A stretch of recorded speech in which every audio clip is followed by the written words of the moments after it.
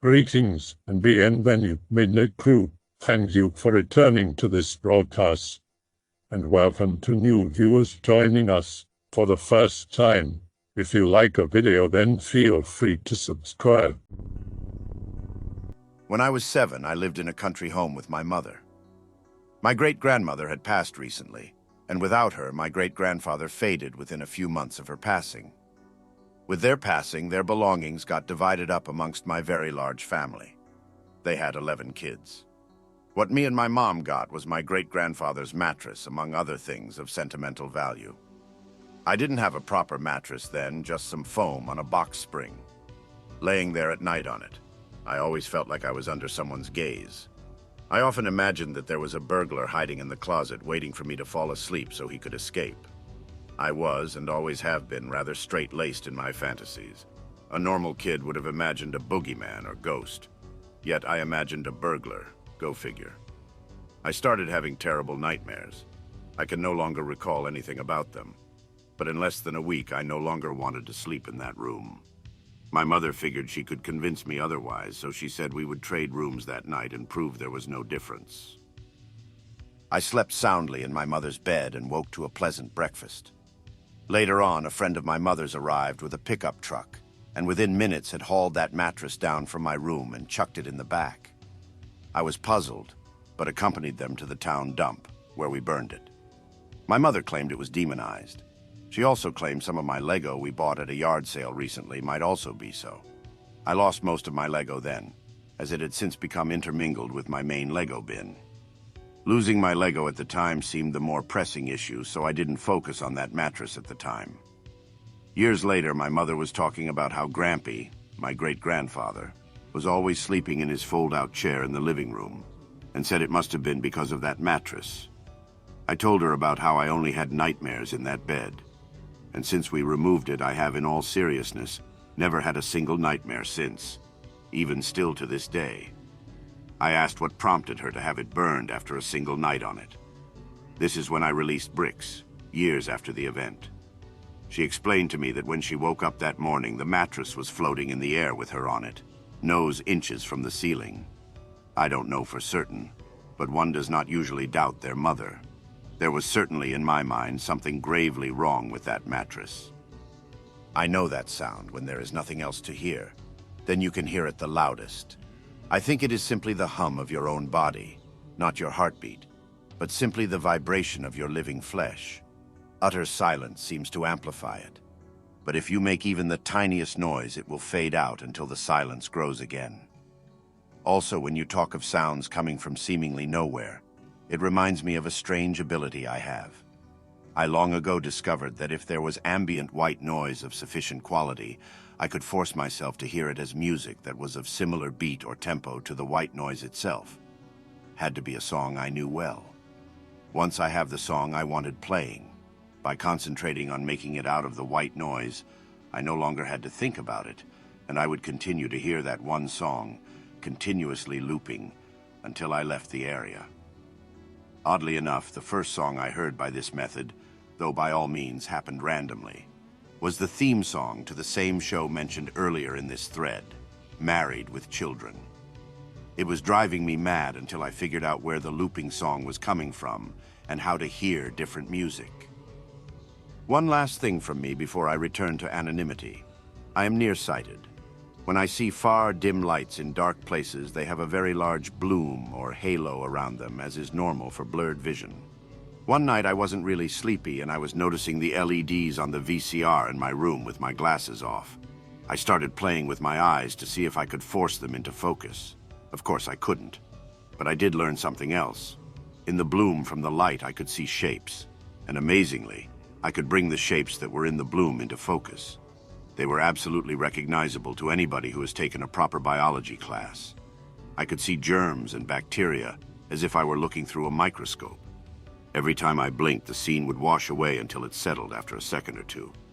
I watched a germ crawl around for a while until I could keep my eye unblinking no longer. Now, to be sure, I wasn't looking at floater. I can see those normally on a clear sunny day, and they do not move, nor does blinking affect their position. What I can't explain is what kind of crazy physics would be required to explain how looking into the bloom from an LED in an otherwise inky black room with nearsighted eyes with a certain focus could yield microscopic vision, at least to the level of, I believe, the surface of my eye. All right, /X/, you've motivated me to share my own personal experience. As said before, my experience is not nearly as creepy as others in this thread, but I feel like I should contribute as this thread made me paranoid as hell this morning. Anyway, here goes. When I was young, my father, a single parent, had some trouble with money and whatnot.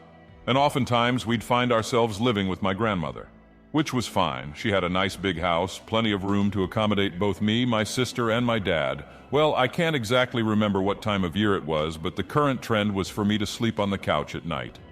Pretty sure it was summer. There was plenty of room elsewhere. I was just kind of going through the growing up phase of watching TV till early in the morning. Well, on this particular night, I fell asleep watching TV, as was the norm. However, this night, I awoke at around 2 or 3 in the morning to infomercials. No biggie, I leaned up for a sec, saw the TV on, and went to go back to sleep.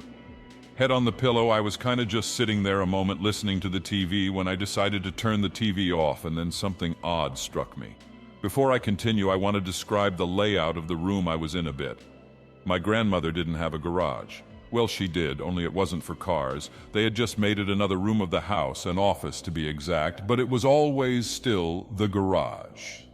That being said, there was no door leading to the garage, just a walkway, so the kitchen kind of flowed into the living room, which was then connected to the garage. Not only by a door, but a huge half-circle hole-like shape in a wall. It was large enough so that if someone was in the living room and someone was in the garage, they were basically in the same room. Well, in the living room, my grandmother had a huge L-shaped couch, the back of which was against the giant half-circle shape in the wall. Okay, back to the story. I was currently laying on the couch, back to the half-circle in the wall, when something odd struck me. After I turned the TV off, I could hear whispering. Faint at first, but as I honed in on the sound, it became louder. Very incoherent, I couldn't understand exactly what it was or what they were saying. All I remember is being frozen in terror. Up until then, I would scoff at horror movies, stuff like, oh come on, why didn't she just get up and leave the room, geez. At this moment, I truly understood what it meant to be frozen in terror. I couldn't move, all I could do was listen to these whispers. This went on for, I imagine, a good 10 minutes. I had no idea what to do. Should I work up the courage and run? Check it out? Say something back? Finally, through the whispers, I made out one statement, which was, I love you. I don't know why, but this set me off. I decided I could no longer sit there and listen. Adrenaline pumping like mad, I bolted over the couch and booked it to my dad's room.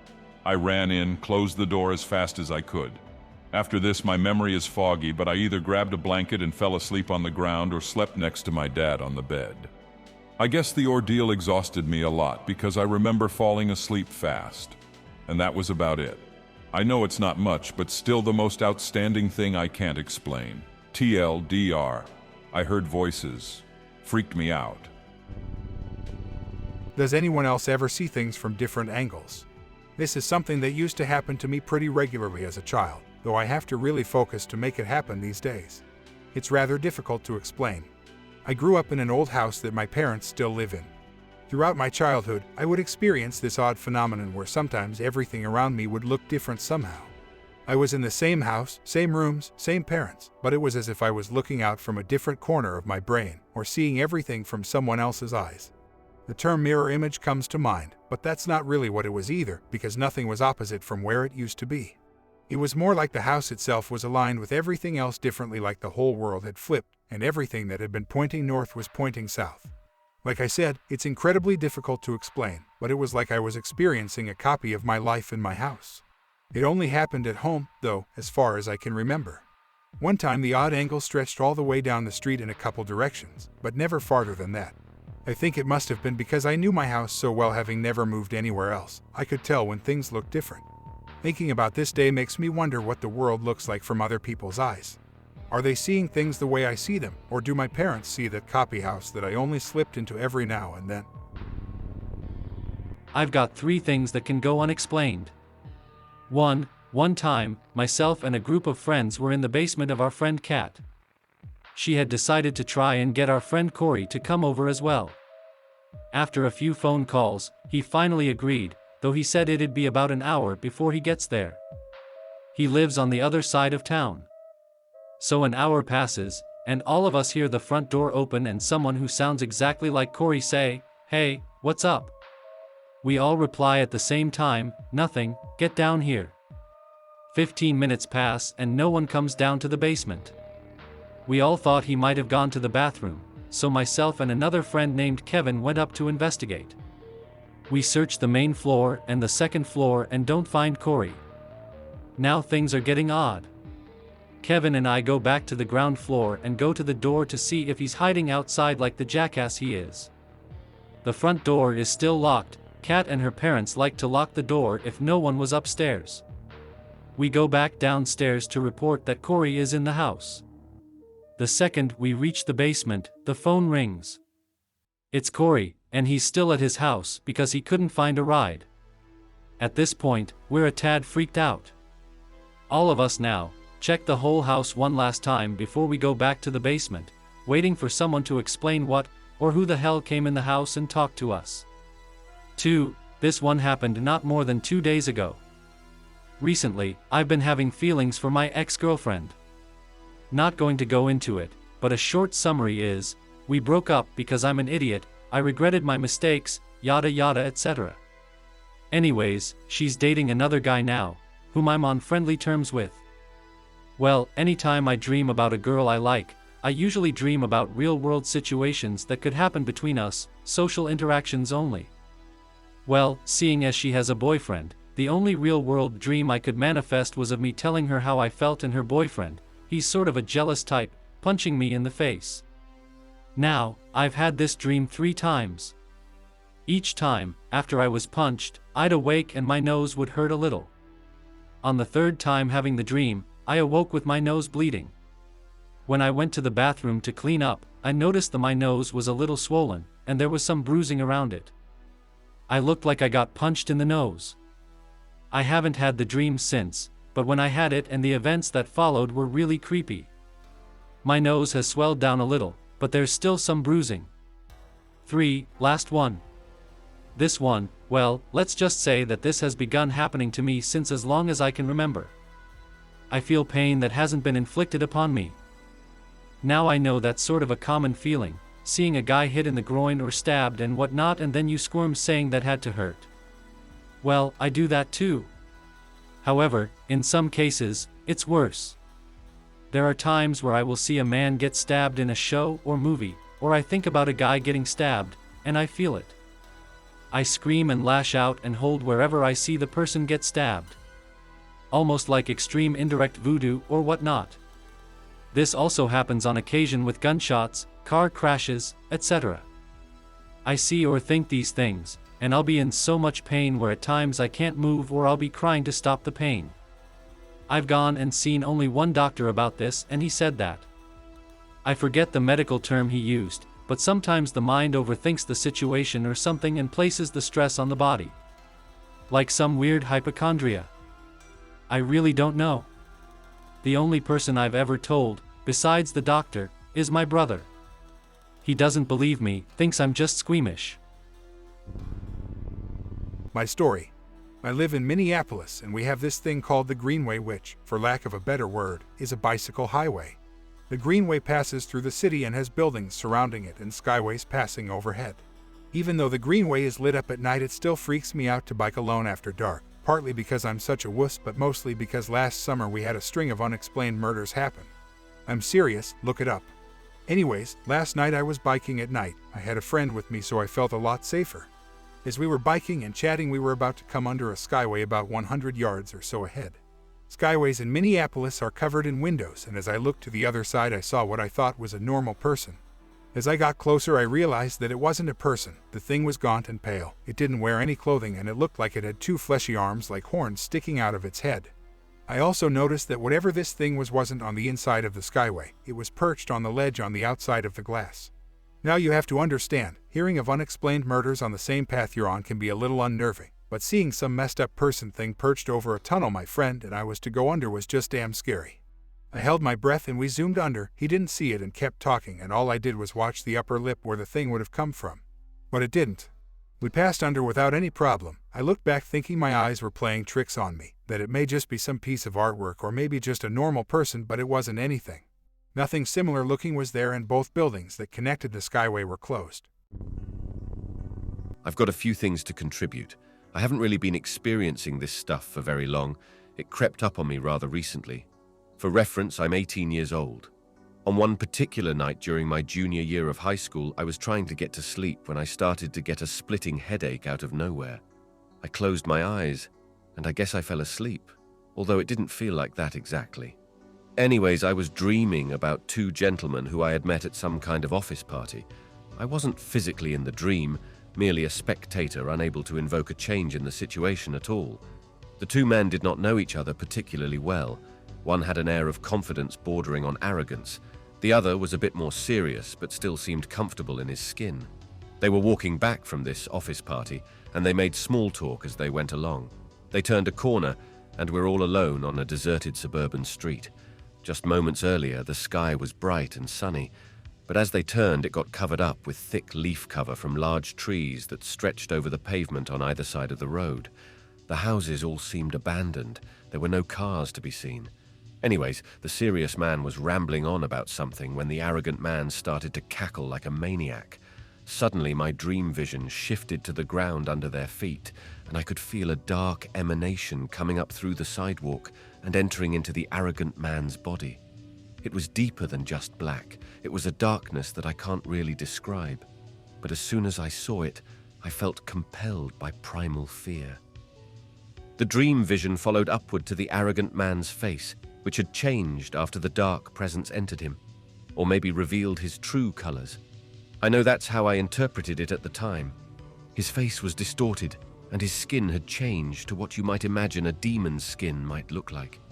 The serious man turned his head to look at the demon thing, and his face was a mask of primal fear that mimicked how I felt when I saw the darkness. He tried to run immediately, but was facing the wrong way and stumbled over himself. The demon thing bellowed a laugh and reached out, turning the man onto his belly. When he grabbed the man's shoulder, his hand burned right through the suit and left the skin looking like ashes. The man did not scream. He just breathed heavily like his lungs could not hold air. The demon held out a finger, and it grew into an extremely sharp point. Then he drove it straight through the back of the man's neck, leaving a neat little stab hole through the precise center of the nape.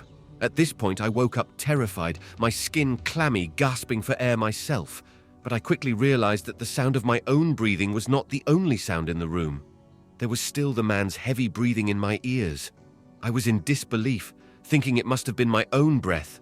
To convince myself, I held my breath for a good 5 seconds, but I still could hear his desperate, rasping breaths. Unable to sleep the rest of the night, I snuck downstairs to my computer to distract myself. The next day at school, my first class was IB psychology. I walked in late, just as our teacher was discussing how Freud would interpret dreams. Unfortunately, I was still in the mode of denial for what had happened earlier that night. And since Freud was obsessed with sex, not much of the interpretation stuff helped anyways, but I really feel like it was more than just a dream. Literally all the other dreams I remember have me as a character in them, and I can almost always feel that they are dreams. This did not feel like a dream at all. It felt like the devil coming up from hell to collect a soul, and I was made to be a witness. I remember when I was living in this haunted apartment in Tokyo a couple of years ago, and we had scary stuff happen all the time. The most memorable event was when I was sitting in the kitchen with my American housemate at 5 a.m. in November. It was freezing outside, so we had closed all the windows in the flat so there wouldn't be any drafts. But then at night, the door to the bathroom started to open slowly behind me. My flatmate looked up, and I turned round, and when we were looking at the door, it slammed shut by itself. Happened a few times as well. I also remember going to the toilet around the same time, 5 a.m. I walked in, totally sober, completely fine, but then I had to vomit because there was the smell of rotting meat coming from the shower stall. I didn't think much of it until later, having put it down to an overdose of distressing smells that came from our already disgusting shower. The other housemate used to wash her rabbit cage in there. But then one time, My housemate said that whenever she went to the bathroom at around 4 or 6 a.m., she'd occasionally experience weird things like the sounds of someone choking in the shower, along with a shadow of a guy against the shower curtains when the choking sound started. I started to feel really depressed in this flat, and slowly started to entertain the prospect of self-termination. I couldn't understand how I always felt depressed, even if I entered the flat in a good mood. To cut a long story short, I moved out, and my mood lifted dramatically. I don't think about jumping in front of trains anymore either. Good story.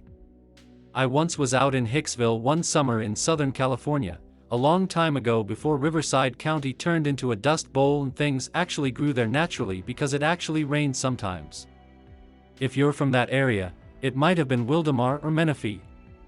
All golden grass and a dry gulch surrounded by big oaks and some rope swings. I was walking with a few other kids, one my age, about 6 if I had to guess, and a couple more around 10 to 12. I was a hyper little bastard and running ahead of everyone. I ran up a hill and looked down at a clearing with a little hill in it, all covered in the tall dry grass. And this huge hunched over white thing moving slowly along. It was a very thick and sturdy looking humanoid, and looked like it had a soft texture. Like it would have felt like smooth rubber if I had touched it, but it also looked kinda organic. It had no features other than random horn-like projections and lumps, several on its head, hands, and feet, randomly elsewhere. Its feet were thick and flat on the bottom like an elephant's feet, and its hands were large and poorly defined. The fingers weren't separated from each other very much, and they were very wide. Any part of it that touched the ground seemed to join the earth or ooze into it somehow. I stopped at the top of the hill and looked down at it like, surprised face WTF. It didn't really care, it just slowly made its way over to the small hill and walked straight into it like it had a doorway in it. It didn't. The other young kid caught up with me and saw it too for a minute, but she was very insistent in her denial immediately after that and forever after, and eventually stopped talking to me. The other kids didn't get there in time to see it, so they didn't believe me. I assumed at the time that it was some kind of dirt creature.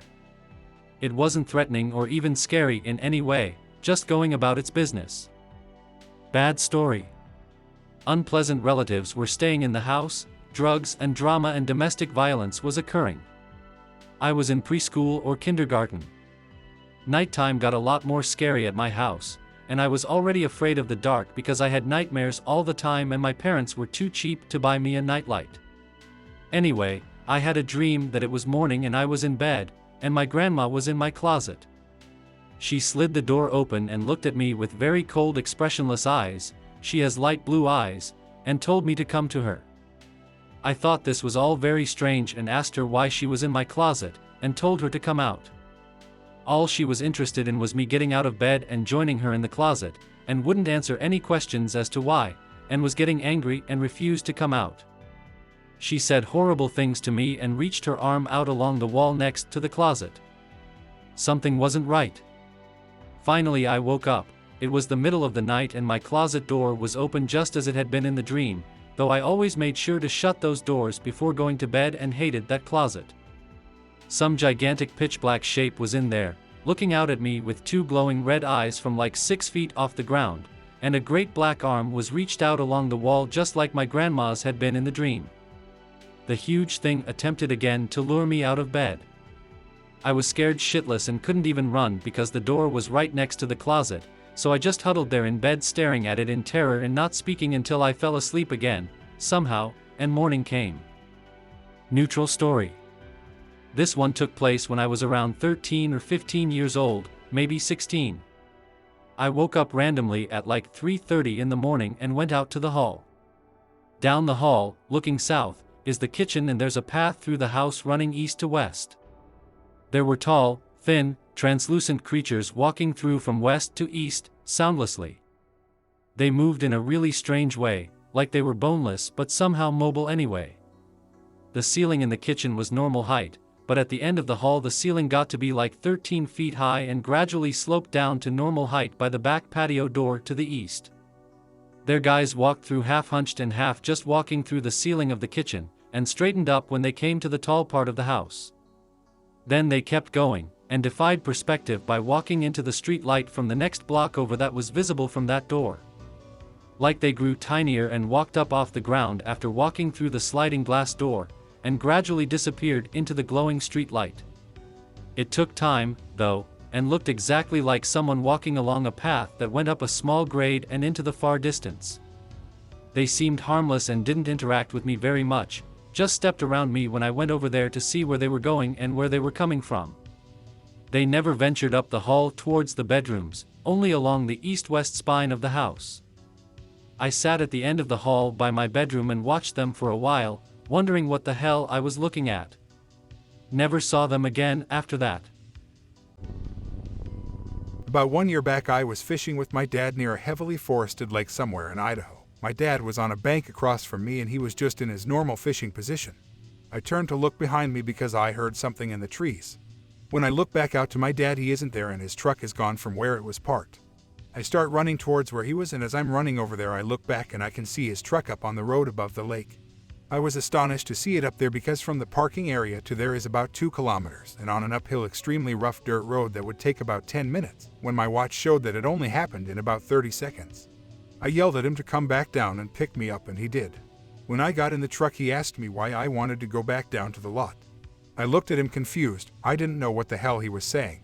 I said I was running and yelled at him to come down and pick me up. He claims I was in the truck the whole time, even before he started heading to the truck to start fishing. I've never looked at anything the same again, really. I've had a few. Nothing as interesting as some of the people in this thread, though. The first I can remember happened when I was around 5 or 6. I still remember it vividly because it confused the hell out of me. I did something to get myself sent to bed early. I can't remember what it was now. But anyway, I got into bed and stared at my window, not feeling tired at all. Not even a minute had passed when suddenly the window lit up. Confused, I got out of bed and looked behind the blinds to find that it wasn't night anymore. In fact, it looked like the middle of the day. I wandered out of my room and carried on with my day as though nothing had happened. Another time, when I was 11 or 12, I had this mood ring shaped like a turtle that I loved to wear. I always take it off at night and put it on my nightstand. One morning I got up and reached for it, but kind of missed and knocked it to the floor. I got up to retrieve it, but couldn't find it. It just disappeared. I checked everywhere, under my bed, desk, and nightstand, but couldn't find it. Even when I moved out a couple of years after that and completely cleared everything out of my room, I never saw it again. Then there's the feeling of déjà vu I get all the time. It doesn't happen as much now as it did when I was a kid, but I'll be in the middle of something and just pause, realizing that I've had a dream about doing this exact same thing. Sometimes I'll even know what bits and pieces of conversations I'm going to have will be. I've never known of something earth-shattering, it'll just happen randomly. Sometimes I think that most of my memories must be fake. For instance, I saw this small door high up on the wall at a bookstore once, when I was really little, and there was a ladder going up to it and other children were inside reading, and I went up there to read with them. I still remember the feel of the carpet in that room, and the soft chairs we sat in, and the way the piles of books felt against my arms as I dug through them. I didn't think about it for probably 10 years, and I thought about it the other day, and now I realize that it's completely impossible. There is no way that could have happened. And I'm just wondering what the hell it was, and how I thought that really happened. I was actually prone to hallucinations when I was very young. I used to see weird shit all the time, but it was never as real as that room with the books was. This room, I felt it, and I really remember being there, and interacting with the other children. And the only reason I know it didn't happen is because it's just so implausible, even if there were, for some reason, a room like that up near the ceiling in a bookstore, no one would put a ladder up to it and let small children go up there. It makes me wonder if any of my reasonable memories are fake, and I just don't suspect that they're not real because they're really ordinary. I hope that you enjoyed tonight's broadcast. If you enjoyed tonight's story, then please subscribe to the channel as more green texts will appear daily. A new broadcast will appear when the clock strikes midnight Central Time.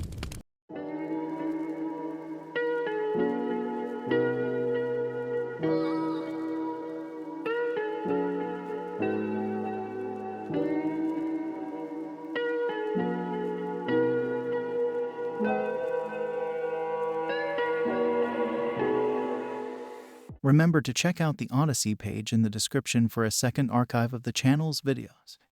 There's also a Rumble archive as a backup.